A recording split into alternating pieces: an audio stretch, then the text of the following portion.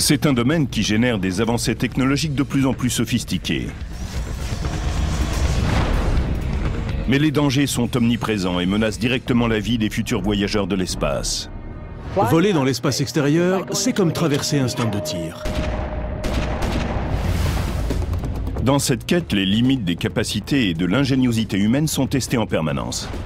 Si quelque chose ne se passe pas comme prévu, qu'est-ce qu'on fait? Rien. On meurt. Bienvenue dans l'ère du voyage dans l'espace.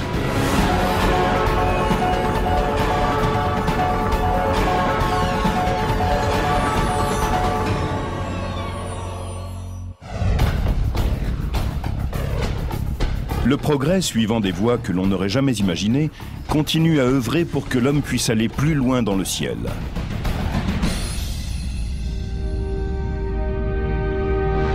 Pendant des années, les beautés de l'univers nous ont entraînés vers les espaces lointains.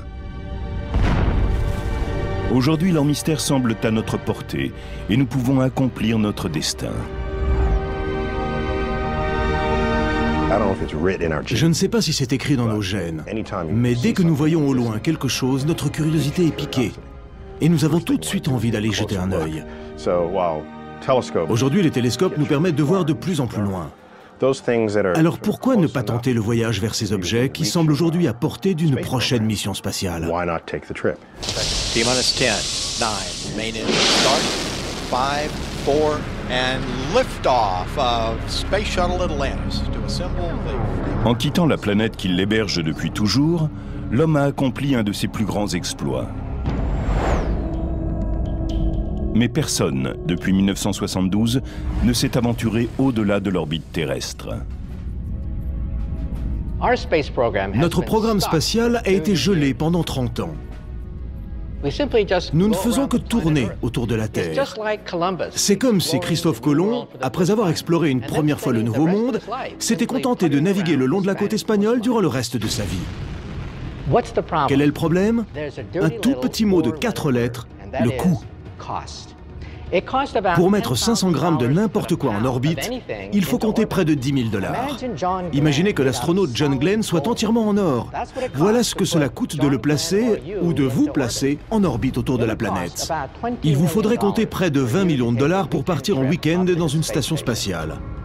Près de 500 millions de dollars pour aller sur la Lune. Et pour aller sur Mars, cela vous reviendrait sans doute à 10 milliards de dollars.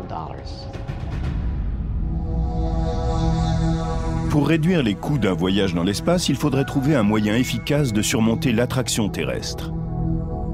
Vous vous souvenez de l'histoire de Jacques et le haricot magique? Jacques est un petit garçon qui grimpe jusqu'au ciel grâce à un haricot magique. Eh bien, imaginez un ascenseur.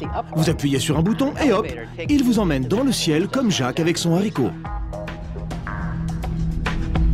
Au lieu d'être construit à partir du sol, l'ascenseur spatial partirait d'en haut. Un satellite, en orbite géosynchrone, lancerait un câble de 90 000 km de long vers la Terre, où il serait ancré à la surface. Aujourd'hui, nous sommes tout près de pouvoir fabriquer des fibres, capables de résister à la tension d'un voyage à toute vitesse vers l'espace extérieur, en même temps que l'ascenseur tournerait en orbite autour de la Terre. Dans cette hypothèse, il ne tomberait pas, puisqu'il tournerait à la même vitesse que la planète. La cabine de l'ascenseur se déplacerait simplement le long du câble et placerait les voyageurs et leur matériel en orbite. Là, ils pourraient rejoindre un vaisseau spatial. Ce système remplacerait le lancement d'une fusée. Cela pourrait diviser par 1000 le coût d'un voyage dans l'espace. Vous vous rendez compte? Vous comprenez qu'un voyage spatial ne coûterait peut-être pas plus cher qu'un billet d'avion. Mais lorsqu'il quitte l'étreinte rassurante de la Terre, des dangers inconnus attendent le voyageur de l'espace.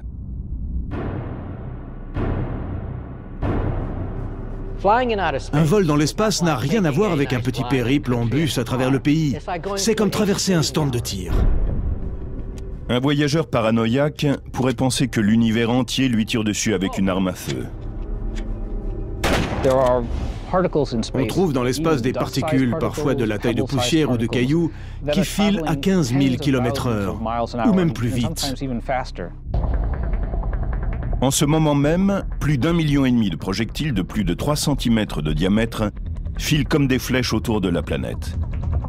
Il peut y avoir des morceaux de verre brisés issus de cellules photovoltaïques, des éclats de peinture d'un vaisseau spatial ou des débris de fusées de lancement. Mais plus loin, on rencontre des dangers encore plus grands. Des météores de la taille d'un caillou, les micrométéorites. Un de ces petits grains de poussière peut briser le verre, pénétrer le métal et pulvériser le plastique. Et cela arrive sans arrêt dans l'espace. Mais une menace encore plus grande, d'une toute autre nature, attend le voyageur. Les radiations.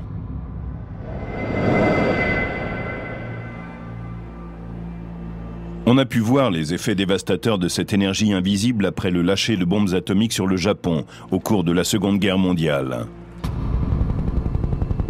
Ainsi qu'après la catastrophe nucléaire de Tchernobyl.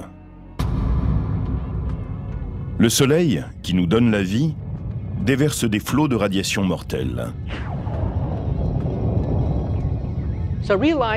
Rendez-vous compte à quel point nous sommes protégés dans ce havre qu'est la Terre. Nous sommes protégés par l'atmosphère, car le champ magnétique terrestre absorbe la majeure partie du rayonnement du Soleil. C'est ainsi que naît l'aurore boréale. Dans l'espace, ce phénomène vous arrive droit dessus. Il n'y a pas de couche d'ozone, pas de champ magnétique pour vous protéger. Vous êtes seul face à la rigueur de l'espace.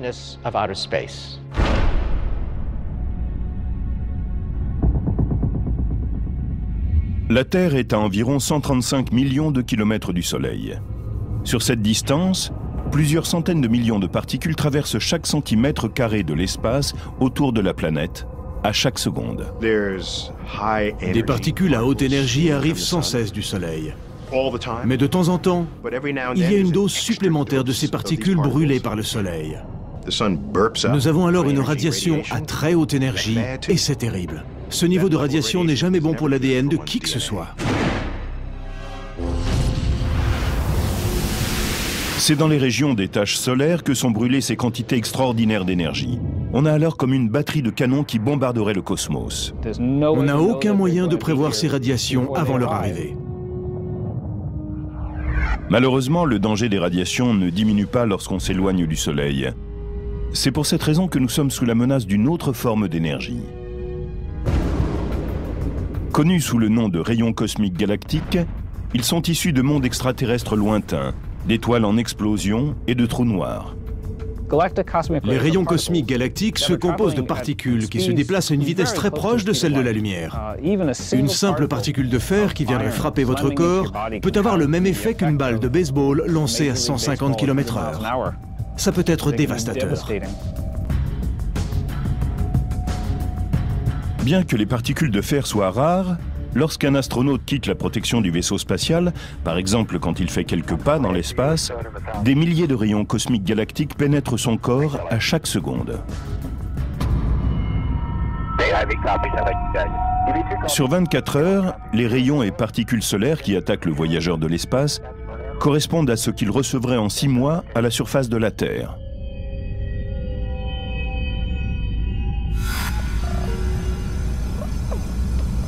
En règle générale, le corps humain ne ressent pas immédiatement les radiations qui le frappent.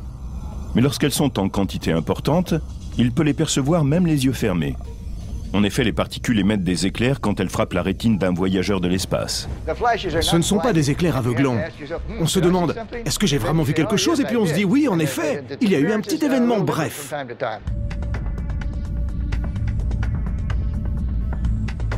Mais le corps humain est affecté par cet étrange mode de vie où il est ultra léger. Je pense que la chose la plus dangereuse dans l'espace est l'absence de gravité. L'absence de poids provoque un changement dans quasiment tous les systèmes de notre corps. Et cela ne s'arrête que lorsqu'on retourne vers un monde où la gravité nous attire de nouveau vers le bas. Une des premières conséquences de l'absence de gravité dans l'espace, c'est la perturbation du sens de l'orientation. Qu'est-ce qui est en haut? Qu'est-ce qui est en bas? Très bonne question. Mais c'est vous qui en décidez.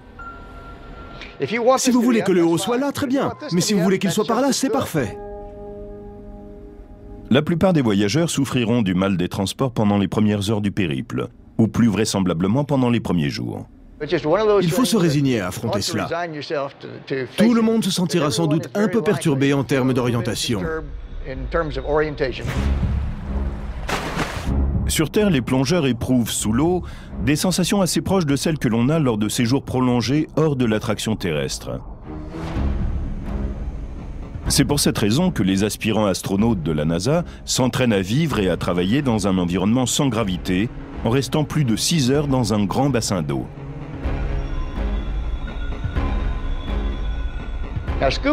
Avec un tel équipement, vous ressentez quand même la force de gravité. Mais en même temps, tout votre corps est uniformément allégé par l'eau qui vous soutient. Et s'il n'y avait pas la vision des bulles qui remontent à la surface, la nage sous l'eau procure assez bien ce sentiment de désorientation. Mais en apesanteur, au fur et à mesure que le temps passe, le corps humain, n'ayant plus besoin de résister à la force de gravité, commence à perdre sa masse musculaire et osseuse. Quand vous êtes dans l'espace, votre corps pense qu'il est peut-être allongé sur un lit. Et si vous n'y prenez pas garde, il commence à s'atrophier. Pour y remédier, un astronaute a besoin de faire tous les jours de l'exercice. Les jambes sont particulièrement vulnérables parce qu'on les utilise très peu. Dans ce monde-là, les bras et les mains font la majeure partie du travail quand il s'agit de déplacer son corps. Le plus difficile, c'est de s'habituer à vivre dans l'espace. Alors qu'on ne peut marcher pour traverser une pièce. On ne peut se déplacer qu'en flottant. L'absence de gravité ralentit aussi la digestion, ce qui peut causer des problèmes au moment des repas. Le système digestif s'arrête. On ne peut pas manger ni boire avant d'être sûr de pouvoir de nouveau digérer. Et cela peut prendre des heures dans la journée. Pire encore, la gravité zéro et les radiations peuvent se combiner de façon particulièrement dangereuse. Dans l'espace, le système immunitaire n'est pas aussi efficace qu'à l'ordinaire. Beaucoup de bactéries et de virus que nous tenons d'habitude à distance deviennent plus virulents. De plus, les bactéries peuvent se développer 50 fois plus vite. Et un virus apporté à bord pourrait muter et se transformer, grâce aux radiations omniprésentes, en un prédateur tel qu'on n'en a jamais vu. Toutes ces difficultés s'abattraient sur les voyageurs de l'espace dans les premières heures ou les premiers jours. Et que dire de voyages encore plus longs? Ils n'en seront que plus pénibles. L'univers est un endroit inoubliable. Mais il est réservé aux aventuriers les plus hardis, ceux qui auront le courage de s'enfoncer dans un environnement empli de dangers mortels. Et qui n'auront pas peur de se promener loin de la sécurité et de la familiarité de leur univers. Nous trouvons tout naturel que nos vêtements soient souples et que des machines assurent la température de la pièce. Parce que de façon implicite ou explicite, ils sont conçus pour ça. Si vous vous approchez du soleil, vous allez devoir affronter des températures de centaines de degrés. Et si vous vous en éloignez, elles seront très en dessous de zéro. Sur Terre, il y a tellement de choses que nous estimons naturelles. Nous sommes ici à l'extérieur et nous avons la lumière du soleil, de l'air frais autour de nous. Là-haut, on est dans un écosystème fermé, où il faut répondre à tous les besoins que la Terre assure automatiquement. En même temps, vous préservez l'intégrité de votre espace. Vous ne subissez pas de rapide décompression ou de soudaine suffocation. La même réalité s'impose à un sous-marin lorsqu'il s'enfonce dans les profondeurs de l'océan. Il procure à ses habitants une protection vis-à-vis du monde qui l'entoure. Si un vaisseau spatial subit une avarie, l'air manque et on meurt. Si le sous-marin subit une avarie, l'eau rentre et on meurt. L'isolement, qu'il soit physique ou mental, est assez semblable dans les deux cas. La menace de catastrophe est omniprésente. Quand vous êtes au milieu de l'océan, Vous ne pouvez compter que sur vous et vos collègues. C'est la même chose dans l'espace. Exactement la même chose. Vous ne pouvez pas faire demi-tour. Vous ne pouvez pas courir au magasin à côté chercher une pièce que vous n'auriez pas emportée pour effectuer la réparation. Vous ne pouvez vous en remettre qu'à votre ingéniosité. C'est le seul outil dont vous disposez. Dans l'espace extérieur, vous êtes vraiment isolé du reste de l'humanité, à un point que vous n'avez jamais ressenti auparavant.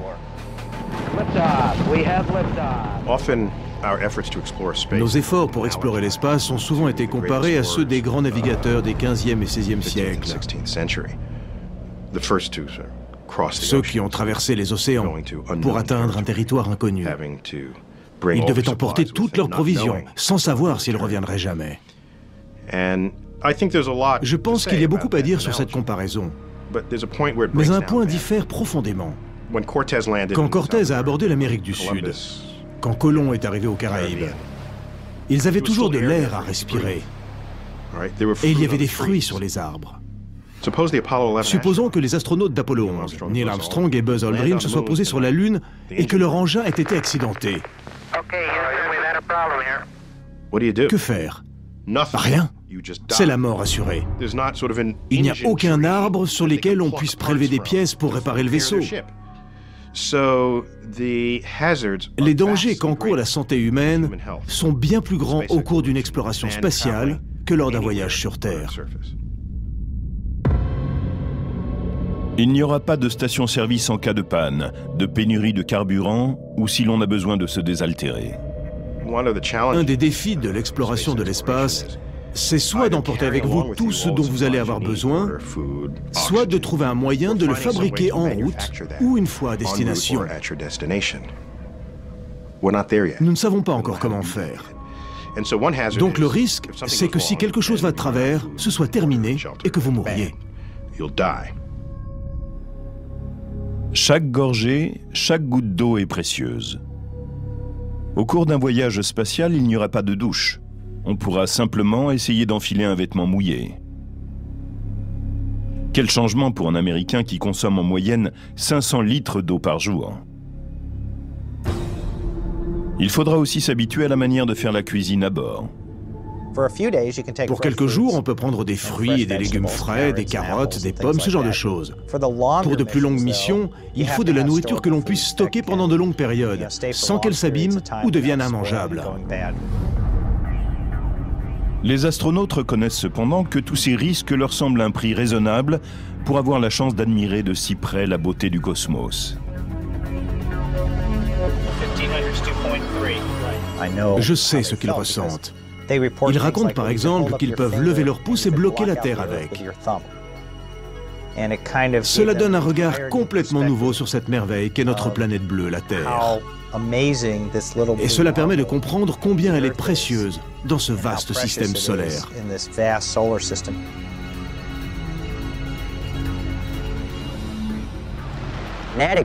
Cette expérience m'a changé à jamais. Et je pense qu'elle changera quiconque aura la possibilité de la vivre dans le futur. Pourtant, la durée du voyage pourrait limiter le type d'expérience accessible aux voyageurs de l'espace. Les distances, dans notre vaste univers, peuvent défier la compréhension. Admettons que le Soleil soit de la taille d'un ballon de basket. La Terre ne serait alors pas plus grande qu'un petit pois. Et s'ils étaient tous deux situés dans Central Park, l'étoile la plus proche serait un autre ballon de basket distant d'environ 7500 km, situé à Hawaï. Une des conditions préalables au départ d'une mission spatiale, c'est que vous arriviez vivant en destination. Il faut donc que ces missions soient courtes, étant donné l'espérance de vie humaine. Cela limite notre choix de planètes, et éventuellement de comètes et d'astéroïdes, lorsque nous comptons celles que nous pourrions visiter. Les paysages bruts et repoussants des planètes intérieures du système solaire, Mercure et Vénus, n'en font pas des destinations de vacances tentantes. Les températures sur Vénus dépassent 500 degrés, et la pression de l'air équivaut à être plongé à 90 000 mètres sous l'eau. Ne parlons pas du Soleil dont toute exploration potentielle est exclue. Mais un voyage vers nos voisins les plus proches prendra plusieurs semaines, plusieurs mois, voire même plusieurs années.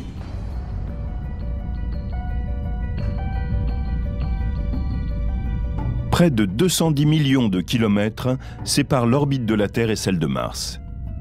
Mais comme chaque objet tourne autour du Soleil à une vitesse différente, les distances entre les deux planètes changent continuellement. Le problème, si nous voulons aller sur Mars, c'est que la Terre et Mars ne sont alignés qu'une fois tous les 2 ans. Avec les fusées propulsées chimiquement grâce à de nouvelles technologies, un vol pourrait quitter la Terre pour Mars en 2018. Il faudra alors 104 jours pour que les deux objets soient du même côté du Soleil, moins de 4 mois. Après une halte de 40 jours, le voyage de retour demanderait un peu plus de 6 mois. Il faudrait donc 1 an pour accomplir le parcours entier. Mais si un vaisseau partait en 2031, quand la Terre et Mars sont de chaque côté du Soleil, le voyage durerait 20 mois, c'est-à-dire près de 2 ans. Ce qui signifie rester 1 ou 2 ans à l'écart de toute vie normale.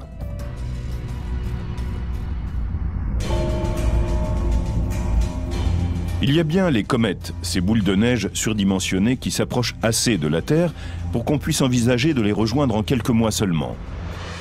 Il faudrait trouver une comète qui va vers le Soleil et lui sauter dessus.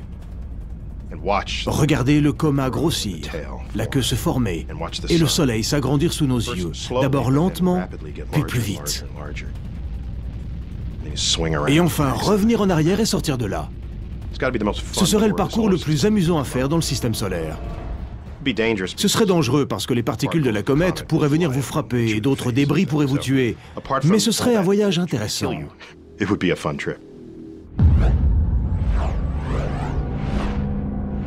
Des astéroïdes se déplacent au-delà de l'orbite de Mars à une distance de la Terre qui nécessiterait un voyage de quelques années pour les atteindre.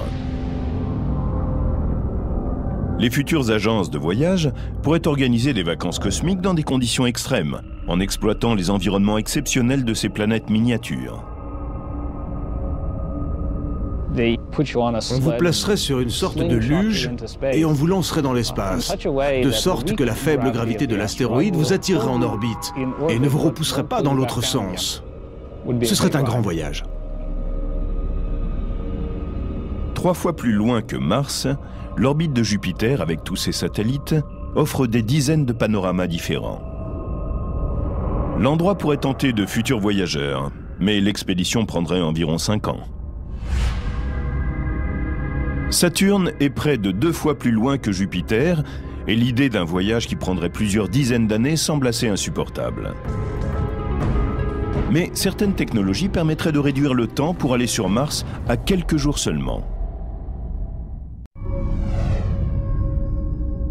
Pour que les hommes s'aventurent dans les profondeurs du cosmos, pour qu'ils puissent se baigner dans la lumière d'une étoile lointaine, ou simplement voyager aux confins de notre système solaire, nous devons trouver un moyen de voyager beaucoup plus vite. À quelle vitesse maximum pouvons-nous nous déplacer? Les spécialistes n'ont jamais rien observé qui se déplace plus vite que la lumière, c'est-à-dire environ 300 000 km par seconde. La vitesse de la lumière est ce qu'il y a de plus rapide dans l'univers. Einstein la connaissait bien. Cela équivaut à faire 7 fois le tour de la planète en 1 seconde. Si vous vouliez bondir de la Terre jusqu'à la Lune, à cette vitesse, il vous faudrait à peu près 1 seconde. On peut comparer cela aux 3 jours nécessaires en l'état actuel de la technologie. Le problème, c'est que nous ne pouvons pas voyager à la vitesse de la lumière, ni même à une vitesse approchante. Prenons l'objet le plus rapide que nous ayons jamais lancé et demandons-nous combien de temps il lui faudrait pour atteindre l'étoile la plus proche. Cela lui prendrait 50 000 ans. C'est vrai, à condition d'utiliser un système de propulsion chimique qui permet d'atteindre jusqu'à 60 000 km/h. C'est cette source d'énergie qui est employée pour faire décoller les fusées. Mais il faudrait une autre forme de propulsion pour rejoindre Mars en moins de quelques mois. On pense à plusieurs solutions pour aller à des vitesses proches de celles de la lumière, donc assez rapides pour nous déplacer n'importe où dans le système solaire en 1 jour et en moins de 10 ans vers les étoiles les plus proches.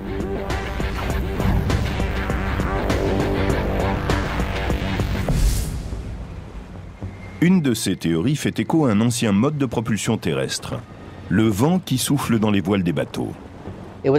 C'est Kepler, le grand astronome, qui nota le premier la possibilité d'utiliser des voiles pour aller dans l'espace extérieur.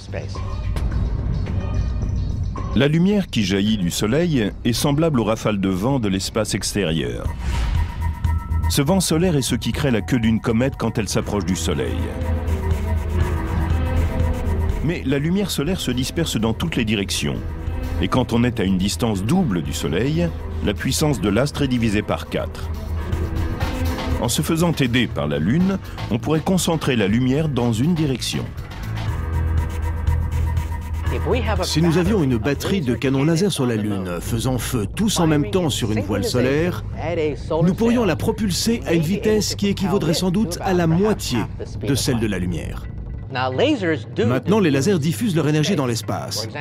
Par exemple, si nous avons un laser sur Terre et que je le dirige vers la Lune, il ne crée pas juste un point sur la Lune. Son rayon trace une zone d'environ 8 km de large. Ces voiles solaires ou photovoiles seraient immenses. Il y aurait des astronautes qui passeraient peut-être des mois dans l'espace extérieur pour créer une voile de 100 km ou peut-être de 1000 km d'envergure. Il faudrait qu'elle soit assez légère et résistante pour capturer la lumière d'une batterie de rayons laser située sur la Lune.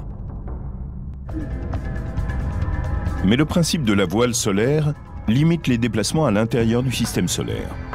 Une alternative consisterait à utiliser l'hydrogène, l'élément le plus abondant dans l'univers, comme source de propulsion. Mon concept préféré pour nous emmener jusqu'aux étoiles, c'est le principe de fusion de l'économiseur de carburant. Le ramjet ressemble à un cornet de glace. Il engloutit le gaz hydrogène quand il se déplace dans l'espace profond. Il collecte ce gaz et le fait ensuite fusionner comme le fait le Soleil, puis provoque le jaillissement d'un énorme flot d'ions à l'autre bout. Sur le papier, c'est fantastique.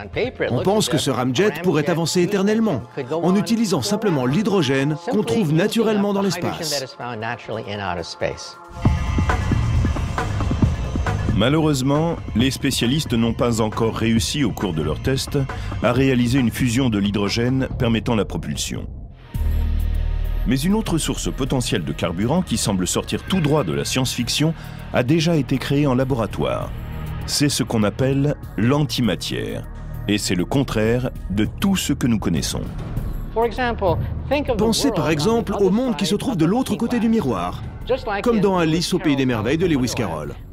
Nous autres physiciens, nous nous sommes toujours demandé s'il y avait un univers de l'autre côté du miroir, un univers identique au nôtre mais inversé, où la gauche serait la droite et la droite la gauche.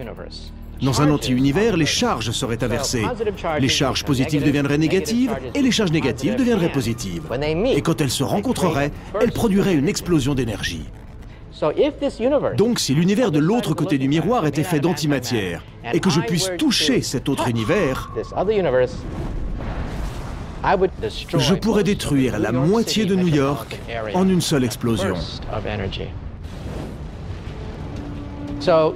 La conversion de matière et d'antimatière en énergie est efficace à 100%. C'est l'engin ultime. Mais il y a un problème.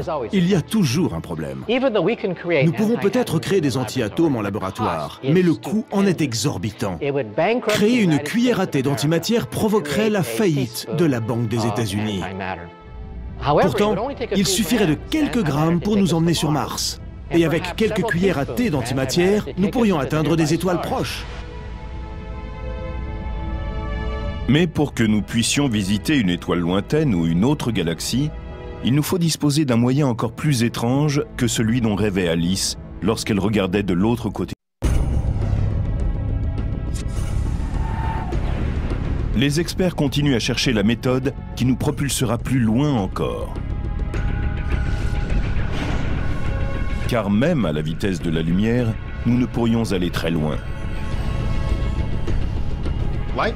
La lumière est rapide, mais l'univers est tellement immense que même si nous pouvions enfourcher un rayon de lumière pour traverser la galaxie, comme on le voit dans la science-fiction, il nous faudrait 1 millier d'années pour atteindre les objets lointains. Même à la vitesse de la lumière, il nous faudrait plusieurs millions d'années pour atteindre la galaxie la plus proche. Et s'il est impossible d'aller plus vite, il semble que nous soyons destinés à rester dans notre voisinage galactique. Nous cherchons désespérément une nouvelle conception du tissu espace-temps qui nous permettrait de le tordre en quelque sorte, de le distordre pour pouvoir prendre des raccourcis. C'est ce qu'ils font dans Star Trek quand ils empruntent ces trajets distordus. Ils veulent aller d'un côté à l'autre de la galaxie. Et ils n'ont qu'à emprunter cette voie qui tord l'espace-temps pour prendre un raccourci. En fait, c'est de la triche. Tout le monde connaît la fameuse phrase d'Einstein « On ne peut aller plus vite que la lumière ». Mais il y a une note en bas de la page. Einstein a évoqué la possibilité de fendre, d'étirer, de plier le tissu de l'espace-temps. Dans ces conditions, on pourrait prendre un raccourci à travers l'univers. Pensez à un tapis. Pour aller d'un côté à l'autre, on peut le traverser, c'est la vieille façon de faire. Mais on peut aussi prendre un lasso, il y a une table de l'autre côté du tapis et l'on attire la table avec le lasso, si bien qu'on efface l'espace qui est devant soi. Einstein dit, en observant une coquille de noix, que plus la masse est grande, plus la relation entre l'espace et le temps est importante. Si vous pouvez concentrer d'énormes quantités d'énergie en un seul point, comme dans un trou noir ou une gigantesque étoile, vous tordez littéralement le tissu de l'espace-temps. Et vous pouvez faire un bond jusqu'aux étoiles voisines. Mais vous n'allez pas vraiment jusqu'aux étoiles voisines. Ce sont elles qui viennent à vous, parce que vous comprimez l'espace qui est entre vous et elles. L'énorme quantité d'énergie ou de masse nécessaire pour créer une telle torsion de l'espace paraît dépasser l'entendement et peut-être les possibilités humaines. Mais il y a peut-être une alternative. Le physicien John Brandenburg développe une théorie selon laquelle un vaisseau du futur pourrait voyager plus vite que la lumière, non pas en intervenant sur une zone de l'univers, mais uniquement sur la zone autour du vaisseau. Il faut pour cela avoir un vaisseau qui imite une curieuse particule qui, pour l'instant, n'existe qu'en théorie, le tachyon. C'est une particule avec une torsion différente. La lumière se déplace toujours à la même vitesse. Les tachyons, eux, peuvent aller infiniment vite. Mais ils ne peuvent pas aller plus lentement que la lumière. La vitesse de la lumière est pour eux la limite inférieure qu'ils ne peuvent pas franchir. S'ils existent vraiment, les tachyons peuvent dépasser la vitesse de la lumière, parce qu'ils ont ce que les physiciens appellent une masse imaginaire. Pour comprendre ce qu'est une valeur imaginaire, prenons le tournoiement d'une balle de tennis qui vient d'être frappée. Ce tournoiement peut l'amener à emprunter une courbe et à se déplacer d'une façon qui pourrait paraître étonnante pour un observateur par rapport à son point initial. De la même façon, un tachyon, invisible dans l'univers, peut exploser les vitesses limites. Brandenburg propose d'altérer l'espace-temps qui entoure le vaisseau par un champ électromagnétique pour l'amener à se déplacer à travers l'espace comme un tachyon. Il opérerait comme un avion furtif, invisible des radars, et que les opérateurs ne pourraient donc détecter. Si quelqu'un peut réussir à contrôler l'espace-temps autour du vaisseau, il peut en faire un objet techniquement imaginaire, ce qui implique qu'il pourra se déplacer plus vite que la lumière. Il se déconnecterait alors lui-même du reste du cosmos. Cela permettrait aux voyageurs d'aller n'importe où dans l'univers, en un clin d'œil, comme s'ils pouvaient emprunter tout d'un coup une multitude de raccourcis. Un raccourci ou un passage où vous entrez et ressortez plus loin, si vite que vous n'avez pas l'impression d'avoir changé de lieu et d'être allé où que ce soit. Vous penseriez qu'il s'agit d'une connexion imaginaire dans l'espace-temps. Mais c'est vous qui auriez changé, pas l'espace-temps. Personne ne peut savoir à quelle vitesse ni où se déplacerait un tel vaisseau de l'espace. Ce qu'il faut trouver, c'est la porte qu'il faudra pousser et par où sortir. Mais voyager dans un couloir de l'univers est impossible sans surmonter d'abord une des forces fondamentales de l'univers, celle qui nous enchaîne à la Terre. La première chose, c'est qu'il faut quitter le champ gravitationnel de la Terre. 10, 9, 8, 7, 6. Pour qu'un objet parvienne à se dégager de l'attraction terrestre,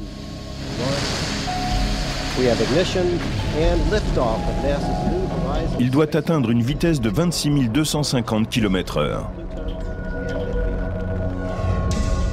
À cette vitesse, on effectue le trajet New York-Los Angeles en à peu près 8 minutes. Il n'y a pas d'autre moyen que la force brute, en tout cas à l'heure actuelle. Tandis qu'un ascenseur de l'espace ne peut échapper à l'attraction terrestre, une fusée peut s'en dégager avec une force brute fournie par une réaction chimique, l'explosion de son carburant en combustion. C'est une énergie chimique qui propulse aujourd'hui les fusées. À chaque fois que vous brûlez quelque chose, il y a énergie chimique. À chaque fois qu'une fusée brûle, c'est lié à une énergie chimique. Lorsque vous démarrez votre voiture, c'est le même phénomène qui se produit. Le carburant seul peut représenter 90% du poids total d'un vaisseau.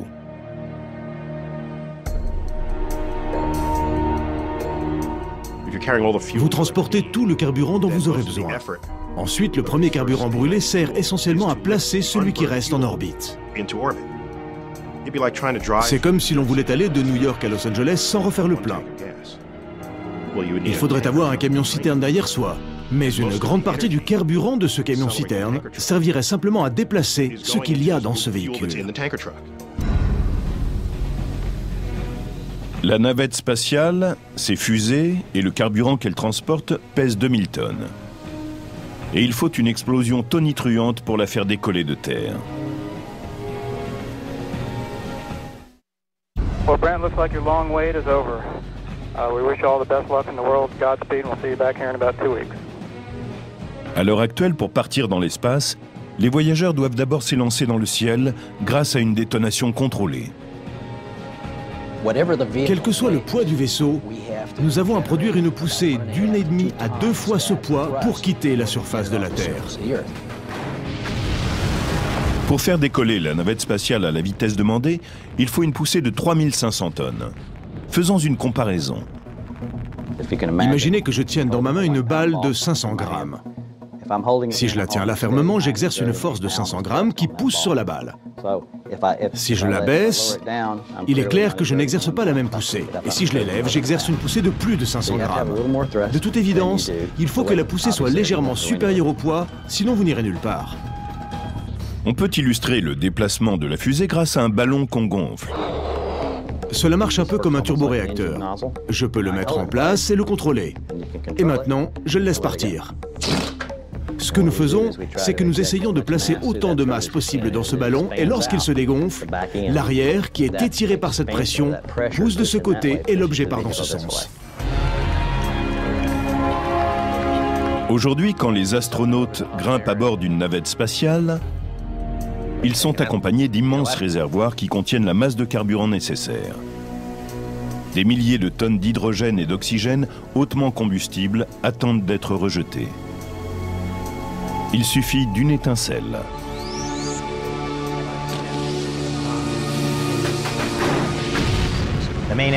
L'engin principal démarre 6 secondes avant le décollage. La navette est secouée comme si elle voulait s'arracher de la rampe de lancement. Et à ce moment-là, vous pensez, oh mon Dieu, une force de 1000 tonnes représente une poussée incroyable. C'est un peu irréel. On n'arrive pas à croire que c'est en train d'arriver. Vous désiriez cela depuis des années, et ça y est, vous y êtes. C'est comme vivre un tremblement de terre, mais qui aurait été conçu par l'homme. Après avoir dépensé plusieurs millions de litres de carburant pour 2 minutes de vol, les fusées de lancement se détachent. Quand ces éléments se détachent, cela ressemble à un accident ferroviaire. Vous accélérez encore et encore, et vous brûlez tout le carburant du grand réservoir principal. Au bout des 6 minutes suivantes, vous accélérez jusqu'au point où vous sentez une accélération de 3G, 3 fois la force de gravité. C'est comme s'il y avait un immense gorille assis sur votre poitrine.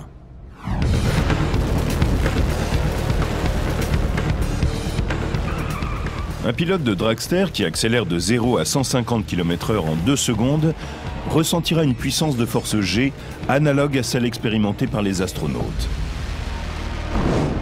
Pendant l'accélération, vous regardez le cadran qui indique la vitesse.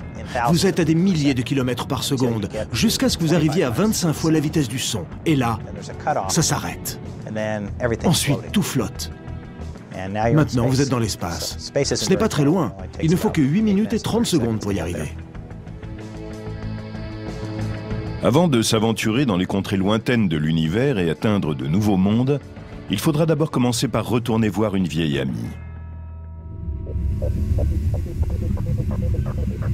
L'ascenseur de l'espace n'est pas pour aujourd'hui. La NASA projette d'envoyer une nouvelle mission sur la Lune dans l'idée d'utiliser son orbite autour de la Terre comme base de départ pour des voyages plus lointains.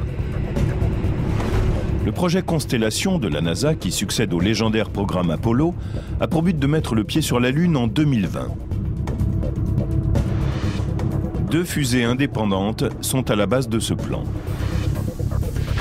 La fusée sans équipage Ares 5, dont la hauteur imposante est plus grande que 3 terrains de football mis bout à bout, portera l'atterrisseur lunaire, le matériel et une fusée qui partira de la Terre pour se placer sur une orbite où elle attendra les astronautes. La fusée Ares 1 amènera l'équipe d'astronautes pour qu'ils tournent en orbite à bord d'une capsule. Elle aura ensuite rendez-vous avec la fusée de départ et filera vers la Lune. Ce système de tandem nous permettra d'emporter plus de provisions, plus de produits de base vers la Lune, alors qu'Apollo n'autorisait que des voyages d'1 à 2 jours avant de faire demi-tour.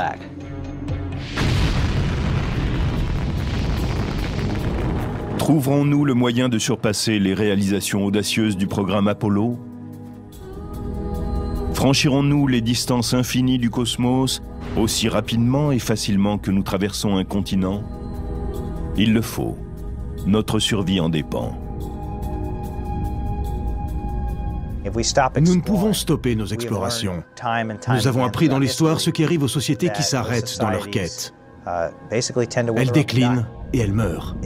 Cela fait partie de ce que nous sommes. C'est ce que nous apprenons à nos enfants et aux enfants de nos enfants. Nous sommes ce que nous faisons.